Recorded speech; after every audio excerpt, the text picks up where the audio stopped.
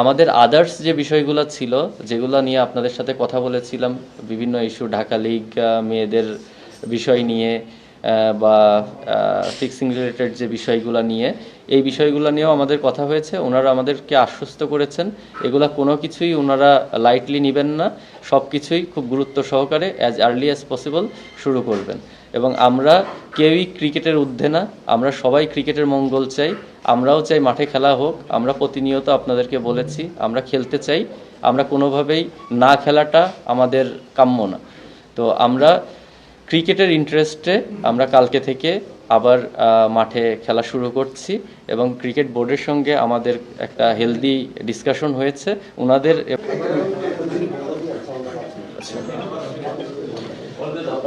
আচ্ছা, আপনারা দেখেছেন কালকে রাত থেকেই আমাদের এই আলোচনা কন্টিনিউয়াসলি চলছিল। কালকে অনেক রাত পর্যন্ত মিঠু ভাইদের সঙ্গে আমরা বসে আলোচনা করেছি। আজকেও সারাদিন বিভিন্ন বিষয় নিয়ে ওনাদের সঙ্গে আমাদের বিভিন্ন সময় কথা হয়েছে। আপনাদের সাথেও আমরা প্রেসে কথা বলেছি। তো যে ঘটনাটা ঘটেছে সেটা কোনোভাবেই অ্যাকসেপ্টেবল না, ইভেন আমরা এখনও অ্যাকসেপ্ট করি না সেই বিষয়টা, এবং আমরা কোনোভাবেই এটাকে সাপোর্ট করি না। আমরা এখানে এসে বোর্ডের মিঠু ভাই, আমাদের প্রেসিডেন্ট, তারপরে হচ্ছে বোর্ডের আদার্স ডিরেক্টর ছিল, আমাদের বিপিএলের টিম ওনারগুলো ছিল, সবার সঙ্গে বসে আমরা একটা জিনিস ওনারা কনফার্ম করেছেন, কারণ যেটা আমরা কন্ট্রোল করতে পারি সেটাই আমরা কন্ট্রোল করতে পারি। তো জিনিসটা হচ্ছে এখন বর্তমান যে সিচুয়েশন, ওনাকে যেহেতু রিচ করা যাচ্ছে না, ওনারা আমাদেরকে কথা দিয়েছেন ওনাকে as early as possible reach করে আমাদের যেই দাবি সেটা ওনারা যত তাড়াতাড়ি সম্ভব পূরণ করবেন, এবং ওনারা আমাদের যে চাওয়াটা ওনাদের প্রসিডিওর অনুযায়ী অ্যাজ আর্লি অ্যাজ পসিবল ওনারা এটা কমপ্লিট করবেন। এবং এখন একজন একজন করে করে বলেন। প্রশ্নটা হচ্ছে যে বিসিবির যে স্ট্যান্ডটা ছিল, বিসিবি সেটা প্রথম ম্যাচ আপনারা যখন বয়কট করলেন তখনই সেটা ক্লিয়ার করে দিয়েছিল বিসিবি। দ্বিতীয় ম্যাচটা আপনারা কেন খেলেন না? কোনটা ক্লিয়ার করেছে? মানে বিসিবির যে স্ট্যান্ডটা ছিল, বিসিবি তো বলেছে যে সবকিছু থেকে না, আমাদের সাথে ওই সময় প্রপার কমিউনিকেশন হয় নাই। আমরা প্রতিনিয়ত বোর্ডের সঙ্গে যোগাযোগ করার চেষ্টা করেছি। যখন আমরা মিঠু ভাইকে ওই সময় আমরা ফোন করেও বলেছি আমরা হোটেলে ওয়েট করছি, আপনি আসেন, আমরা প্লেয়াররা আপনাদের সাথে কথা বলবো। তখনও উনি বোর্ডের বিভিন্ন ইস্যুতে আটকে গেছেন, উনি আসতে পারেননি। ওই সময় আমাদের এমন কোনো জায়গায় পৌঁছাতে পারিনি যেটার কারণে আমরা দ্বিতীয় ম্যাচে যেতে পারি। আমি একটু ক্লিয়ার করব। এবং আমাদের কথোপকথনের মাধ্যমে একটা জায়গায় যেয়ে পৌঁছতে পেরেছি, যেটাতে আমি এবং আমার প্লেয়ার কোয়াবের যে মেম্বার এবং প্লেয়ারদের পক্ষ থেকে যারা এসেছিল সবাই সেটা অ্যাকসেপ্ট করেছে। Thank you.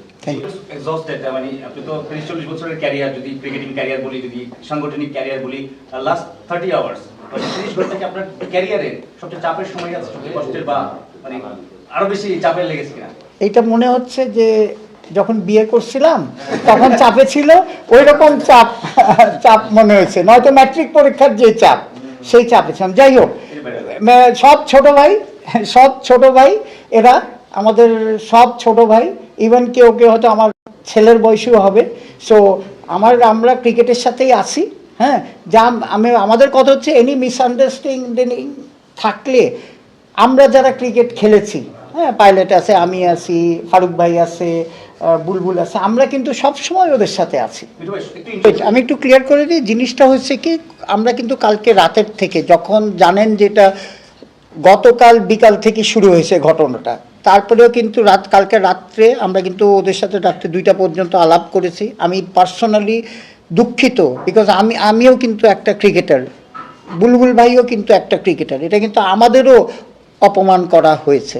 তো জিনিসটা হয়েছে যে এটা তো আমি গভর্নিং কাউন্সিল একা ডিসিশন নিতে পারিনি।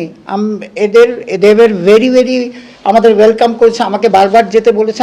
আমরা তখন করেছি কি, আমাদের অন্যান্য বোর্ড মেম্বারদের, বিকজ ইটস সো এমার্জেন্সি একটা সিচুয়েশন হয়েছিল, তো আমরা বোর্ড মেম্বারদের সাথে একটা মিনি বোর্ড মিটিং করে আমরা যে ডিসিশনে উপনীত হয়েছি তারপরে যোগাযোগ করেছে। তো ততক্ষণে দেখলাম যে অ্যাকচুয়ালি সেকেন্ড ম্যাচ একটা তো মানুষের প্রিপারেশন লাগে, আপনি বুঝতে হবে যে প্লেয়ার তো হঠাৎ করে সুইচ অন করলে গিয়ে ক্রিকেট খেলতে পারবে না। তো সেই জন্যে সবাই আলাপ করে, আমি টেকনিক্যাল কমিটির সাথে আলাপ করে আজকের ম্যাচটা পিছিয়ে দেওয়া হয়েছে। আচ্ছা, এই টপিকসটা নিয়ে একটু শেষ করি। আচ্ছা, এই বিষয় থেকে আমি প্লেয়ারদের পয়েন্ট অফ ভিউ থেকে, আমি প্লেয়ারদের পক্ষ থেকে বলতে চাই, এটা আসলে একটা অনাকাঙ্ক্ষিত ঘটনা ছিল, এটা আমাদের কারোরই কাম্য ছিল না। এই জন্য আমি অ্যাজ এ কোয়াবের প্রেসিডেন্ট হিসেবে আমাদের প্লেয়ারদের পক্ষ থেকে, আমাদের যে দর্শক, ওনাদের ছাড়া ক্রিকেট চলবে না, ক্রিকেটের প্রাণ ওনারা, ওনাদের কাছে আমরা আমাদের সকল প্লেয়ারদের তরফ থেকে আমরা মানে ক্ষমা প্রার্থনা করছি। আমরা আশা করব আপনারা আগেও যেই রকম আমাদেরকে সাপোর্ট করেছেন, কালকে থেকে আবার সেই সাপোর্টটা আপনাদের পাবো, এবং আপনারা আমাদেরকে যতটা ভালোবাসেন আমরাও একইভাবে আমাদের ফ্যানদেরকে ভালোবাসি। সকালবেলা আপনি একটা ফুটেজ দেখলেন যে আপনি ফোনে উত্তেজিত হয়ে গেছেন, মানে বোঝা যাচ্ছে যে আসলে কোনো কিছু ম্যানেজ করার বা কনভিন্স করার চেষ্টা চলছে আপনার সারাদিন, আরে দিন শেষে এই যে সাকসেস, একটু তো শাই অফ রিলিফ। শারীরিক এখন গিয়ে একটু ঘুমাতে পারো, কালকে রাত্রে ঘুমাইনি। সবার কাছে একটা প্রশ্ন, সেটা হচ্ছে যে আপনাদের যোগাযোগের অভাবের কারণে দ্বিতীয় ম্যাচটা মাঠে করায়নি, বলে, কিন্তু এই ম্যাচের জন্য অনেক মানুষ ঢাকার বাইরে থেকে এসেছে, Noakhali fan base, Chattogram fan base, তারা আসার পরে টাকা দিয়ে টিকিট কিনেছে, তাদেরকে বিসিবি জানায় নাই কি হবে, সন্ধ্যা পর্যন্ত ওয়েট করছে, সেনাবাহিনী লাঠি চার্জ করছে। ডু ইউ থিংক যে আপনাদের রুটিতে ক্রিকেট, তাদেরকে যারা ভালোবাসে তাদের সাথে আজকে যেটা ঘটছে সেটা আপনাদের এই খেলার জন্য ক্ষতিকর? না, তুই বলবি? আচ্ছা, জিনিসটা হচ্ছে যে first of all we are sorry. মানে ব্যাপারটা হচ্ছে যেই ঘটনা উপনীত হয়েছিল, আমাদের স্যাটেলাইট টাইম আপনি জানেন এগুলি সব ব্লক করা ছিল। তো সুতরাং আমরা কিন্তু কন্টিনিউয়াসলি চেষ্টা করেছি। এখন এইখান থেকে কিন্তু একটা জিনিস আপনার বুঝতে হবে যে আমি গভর্নিং কাউন্সিলের সেক্রেটারি হতে পারি, কিন্তু আই ক্যানট টেক একা ডিসিশন, এবং আমি মনে করি মিথুনও ক্যানট টেক একা ডিসিশন। তারও আলাপ করতে হয়েছে, আমারও আলাপ করতে হয়েছে। এর মধ্যে যেটা আমরা করেছি যে আমরা সরি এই সাপোর্টারদের জন্যে, কারণ সাপোর্টারদের জন্যেই কিন্তু একটা খেলা উন্নতি হয়, খেলোয়াড়রা খেলে, সব কিছু। সো জিনিসটা যেটা হয়েছে যে আমরা ইমিডিয়েটলি সব টিকিট রিফান্ড করে দিয়েছি, কিন্তু যেটা হয়ে গেছে সেটা তো আর ফেরত আসবে না। হ্যাঁ, তো এখন ধরেন এরকম একটা আনওয়ান্টেড সিচুয়েশন কিন্তু সবার জন্যই প্রথম হতে পারে। আমার 30-40 বছর এক্সপিরিয়েন্স, কিন্তু এটাও কিন্তু আমার জন্য প্রথম। সো সেই জন্যে সরি বলা ছাড়া আমার আর কিছু বলার নাই।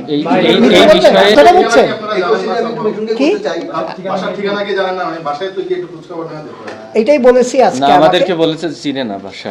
না না, আমি চিনি, আবার আমি মিথ্যা কথা বলি না, আমি চিনি না। হ্যাঁ, কিন্তু কালকে বললাম তো, কারণ চিঠি পাঠানো হয়েছে, নিশ্চয়ই আমাদের পিওন আর এরা চিনে। আমি দিচ্ছি, দিচ্ছি, বলো তুমি সেটা তারপরে এদিকে আসতেছি। হ্যাঁ হ্যাঁ, বলো। মিঠুন ভাই বলতেছিল আজকে সারা রাত ঘুমাতে পারেনি, আপনিও আমি যতটুকু যাই ঘুমাতে পারিনি, এবং কালকে সারা রাত ট্রাই করছেন যে লাপাত্তা আর কি তাকে, আজকে সারাদিনও তাকে পান নাই। তো এখন প্রশ্ন হচ্ছে যে 48 ঘন্টা আলটিমেটামটা দেওয়া হলো, 48 ঘন্টার মধ্যে তাকে কারণ দর্শানোর জন্য বলা হলো, সামহাও যদি ওই 48 ঘন্টার মধ্যে সে লাপাত্তা থাকে বা তাকে না পাওয়া যায়, তখন আসলে তার এই যে অপসারণ প্রক্রিয়া বা সে এটা কিন্তু কন্টিনিউয়াস হবে। শোনেন, মানে এটা কি নিয়মে কনস্টিটিউশন না করে, কনস্টিটিউশনে আছে যে আমরা একটা কমিটি ফর্ম করে রাখবো, যেটা আমাদের অলরেডি করা আছে, এবং তাকে 48 ঘন্টায় কারণ দর্শানোর নোটিশ দিতে হবে। হ্যাঁ, লাপাত্তা থেকে না দিলে তার মানে আপনি জানেন যে আপনি যদি একটা কোর্টে কেস করছেন, আপনি যদি হাজিরা না হন, এটা রেজাল্ট তো আমার এক্সপ্লেন করার দরকার নাই। সেটাই কারণ আমাদের জানেন মিতু হচ্ছে আমাদের ডিসিপ্লিন কমিটির চেয়ারম্যান। সো আমি তাদের সাথেও কথা বলছি, or by the books we go, if he doesn't reply তাহলে এটার কনসিকুয়েন্স তো ওনাকে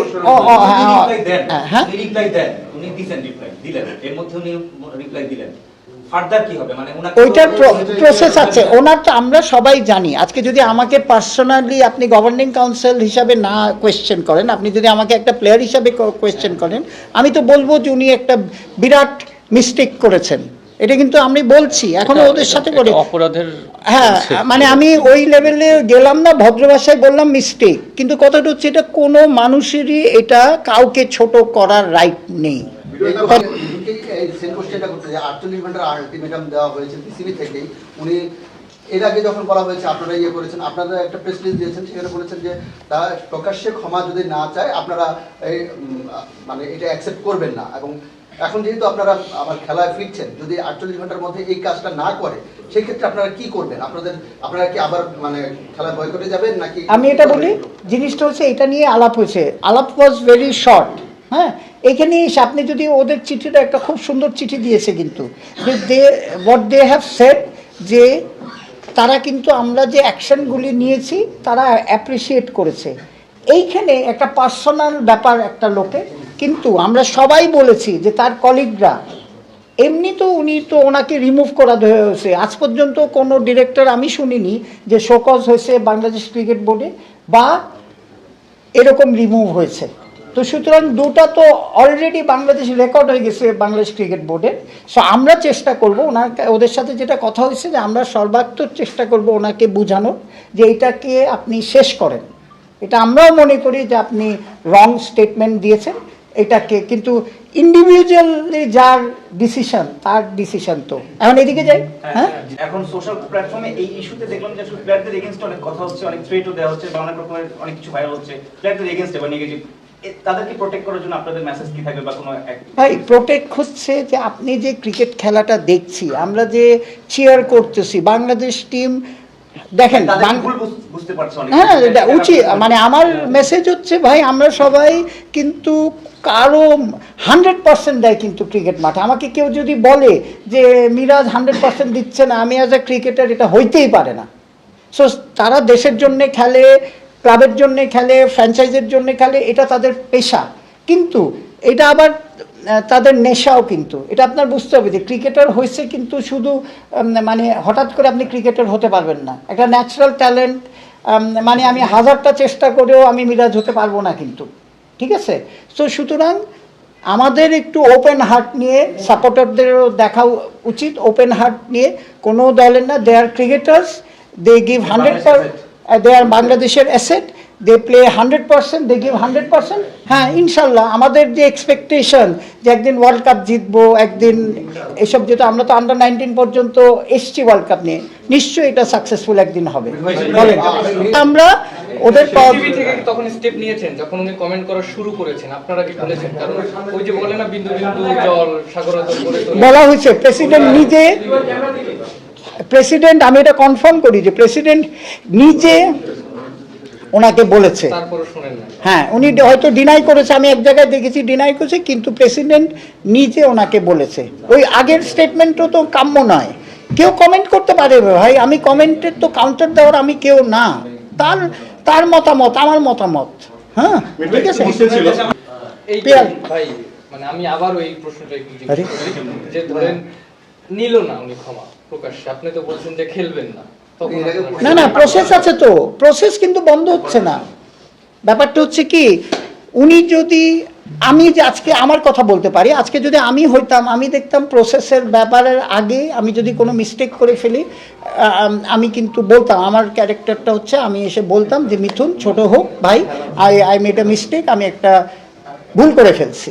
এইটা হলেই কিন্তু আজকে এই পর্যায়ে যেত না, এই পর্যায়ে যেত না কিন্তু, তাই না?